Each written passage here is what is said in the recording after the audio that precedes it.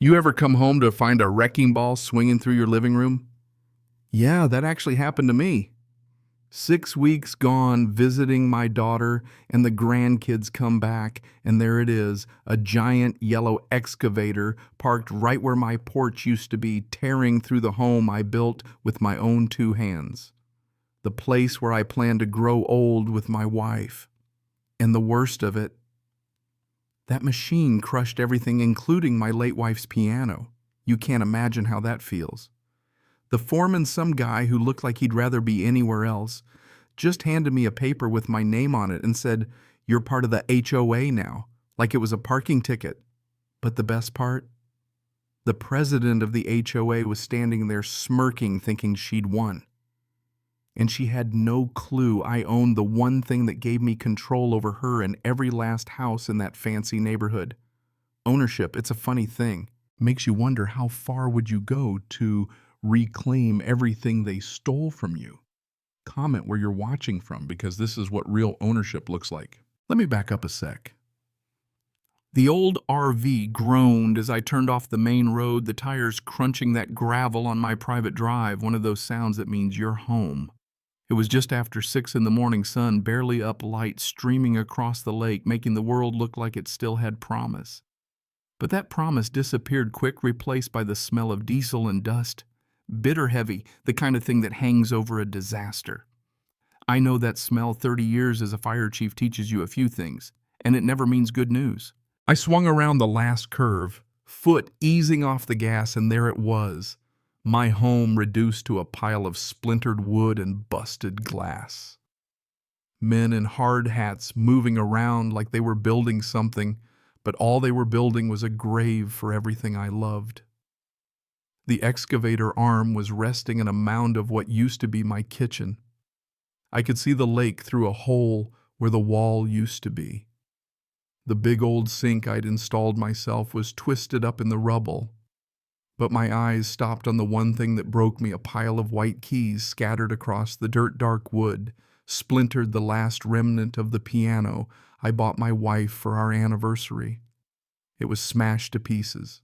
I stumbled out of the RV boots, hitting the dirt, and just stared. My mind was blank shock and anger fighting it out. A man in an orange vest walked over, clipboard held out like a weapon. "Sir, you can't be here. This is a demolition site." I couldn't even speak for a second. "This is my home," I finally said, voice coming out strange. "What's going on?" He flipped a page, acting like I was late for an appointment. We posted the demo notice 3 times. First one went up 6 months ago. "You didn't pay your HOA dues." Those words just about knocked me off my feet. HOA dues. I wasn't even part of the damn HOA. I tried to keep my voice calm, but there was a razor edge under it. "I own 12 acres. My property line ends a quarter mile from your new neighborhood. Never signed a thing. Never paid a dime." The foreman just smirked, tapped his clipboard, and repeated it. "You are now." Like it was that simple. But I knew better. 12 years ago, a developer wanted my land for their subdivision, offered me a fortune, but I wasn't selling the place I'd built a life.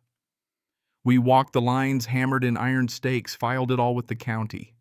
My parcel was carved out separate deed, everything by the book. I walked over to my mailbox, handshaking, and found it stuffed full bills, junk mail, and 2 envelopes from Heron Creek Estates. One was a certified letter notice dated 2 months ago, claiming I owed 6 months of dues plus late fees, nearly $3,000. The second was a photocopy of HOA meeting minutes, one line circled in red. They'd voted to annex my property into the HOA for aesthetic cohesion. They'd voted to absorb my land and never even told me. I pulled out my phone, called the county records office, and got a nice lady on the line.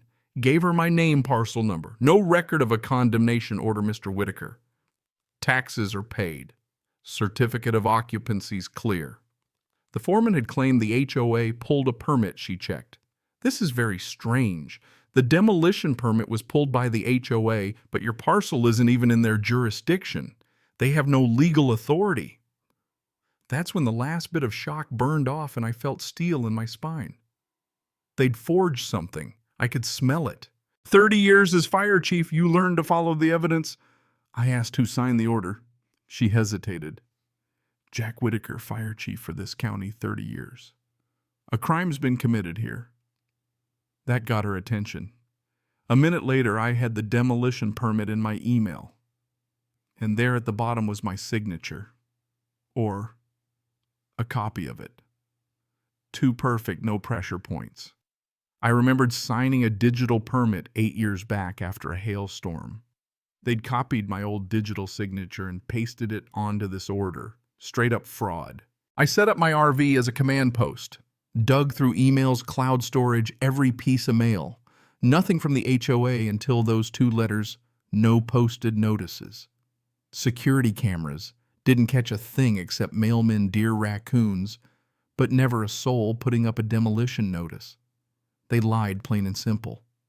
And now it was time to hunt for the truth. I dug into the HOA's website, mostly fluff about lawn care and mailboxes. But buried in a corner was an old forum, and there it was, the board president, Linda Rosiel, writing about the uncooperative lakefront property me, complained I wouldn't sell, called my house an eyesore, and in one message she said it clear as day, if he won't sell, we'll force a compliance lien. We'll make it make sense. She was planning the whole thing out in the open. Went back to the permit. Compared the digital signature on my roofing permit to the demolition one, different colors, different metadata. Most folks don't know PDFs keep track of who changes what and when. The permit had been created at the county, then edited again on a home computer registered to wait for it, Linda R., at 2:07 a.m. This wasn't an accident. It was a full-blown scheme. Next stop, sheriff's office. Sheriff Miller's a good man. I've known him 30 years. I laid out everything, the fake notices, the metadata, Linda's forum posts. Showed him side-by-side signatures, timestamps. He leaned back, jaw tight. Officially, you file a complaint, we open an investigation. Unofficially, this isn't the first time they've pulled something like this. Most folks back down. He slid me a list of names, other victims who were scared to fight. I took that list and made a promise right then, not this time. I called up an old friend, Doug Stitch Mallister, retired structural engineer. Stitch is the kind of guy who could spot a crack in a concrete slab from a mile away. He showed up with his coffee cane and a drone, spent an hour scanning the rubble, muttering about executions, not accidents. Drone photos proved the foundation was sound. No cracks, no faults, just a perfectly good house flattened for no reason but greed. Then I tracked down the inspection report the HOA used to justify tearing it down. Supposedly signed by Bill Johnson, but the name was spelled Johnson on the document. Guy doesn't misspell his own name on a state form. Another fake. Right about then, I found something I didn't expect buried in the lid of my wife's busted piano, a thumb drive full of videos she'd made for our grandkids before she passed. Last one, she looked right at the camera and said, "Things break, but they'll never take what matters. What we build together, that's forever." I nearly lost it, but she was right. I wasn't just fighting for a house, I was fighting for her, for all of us. I called every name on that list. Heard story after story, people bullied by Linda, scared into paying fines or giving up land. They didn't have proof, but I did. Stitch put together a full report, drone, photos, code citations. I made packets, property maps, the forged permits, the inspection report with the wrong name, everything. 20 copies. And a tiny digital recorder, because sometimes the truth needs to be played back loud and clear. HOA board meeting night. Room smelled like burnt coffee and desperation. Linda at the front running the meeting like a dictator. When it was my turn, I stood up, dropped those packets on the table and started handing them out. Explained every piece my property was never in the HOA signatures, forged reports, faked. Then I played the recording of Linda on the forum, boasting about rewriting the boundary map. The room went dead silent. Then the murmurs started. One board member stood up and left white as a sheet. Their lawyer blustered about privacy and admissibility. I just smiled. That's fine. I'm not going to court. I'm going to title. You could see the fear flicker in his eyes. Then I explained it when the developer went bankrupt 20 years ago. I bought the land under their roads, the mineral rights, the utility easements. The only reason they could use my road was because I let them. They violated the terms. Now I was revoking access. Panic hit the room like a bomb. Residents demanded answers. Some pleaded, some shouted, but I stayed calm. Told them they had 48 hours before the gate went up. Cease and desist letters were already out to their contractors and their fake cop security guy. By now, anger turned toward Linda. She tried to regain control, but it was over. Her kingdom of fines and threats fell apart. 2 days later, as my new gate was being installed, Linda rolled up with sheriff's deputies accusing me of trapping folks. I invited the deputies inside, showed them every deed, every document, every forged signature. The senior deputy's face went from skeptical to stunned. Wire fraud, forgery, conspiracy. He called it in. When he came back, he looked at me like he'd just stepped in quicksand. This is a federal case now. We're calling the FBI. And that's how Linda lost everything. The feds subpoenaed the HOA's records, found her slush fund, traced every fake document back to her home computer. Her secretary, Angela, flipped and spilled everything Linda had promised her, board seats and cash. 3 weeks later, the FBI showed up at the HOA meeting and cuffed Linda in front of everyone she'd bullied. The final sound was that click of steel, her power gone for good. My civil suit was easy after that. The insurance company settled almost $1 million. I rebuilt. This time I added a storm shelter, an ADA ramp for old friends like Stitch, and a simple agreement with my neighbors. No more fines, no more threats, just folks chipping in for the road. I even helped Mr. Miller build his ramp. You see, real ownership isn't about paperwork or a title anybody can wave paper around. It's about the ground you stand on, the community you build, and the truth you're willing to fight for.